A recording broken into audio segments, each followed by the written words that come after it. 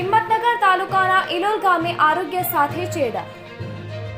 હિંમતનગર તાલુકાના ઇલોલ પાણીની ટાંકી 4 રસ્તા પાસે આવેલા એરિગેશન પાણી સંગ્રહ કરવાના ટાંકા ખંડિત હાલતમાં. આજરોજ અમારી ટીમ દ્વારા સ્થળ પર તપાસ કરવા જોવા મળ્યું કે ટાંકા બિલકુલ ખુલ્લી હાલતના હતા અને ટાંકાના ઢાંકણ પણ હતા નહીં. આ પરિસ્થિતિમાં જો કંઈ ઝેરી જાનવર અંદર પડી જાય તો તેમજ ખુલ્લા ઢાંકણના કારણે કચરો પણ ટાંકીની અંદર નજરે પડ્યો હતો. તેમજ ટાંકાની આજુબાજુ ગંદકી પણ દેખાઈ રહી હતી. ગામના સ્થાનિક લોકોના જણાવ્યા અનુસાર કે ઘણા સમયથી પાણી કચરાવાળું આવે છે, તેના કારણે ઘણી તકલીફો પડે છે.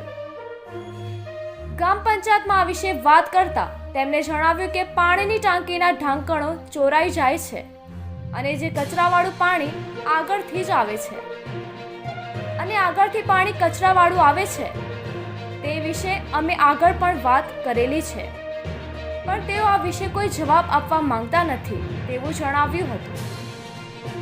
હવે તો એ જાણવાનું રહ્યું કે આની જિમ્મેદારી કોણ લે છે. રિપોર્ટર ઝાકિર હુસૈન મેમણ, હિંમતનગર.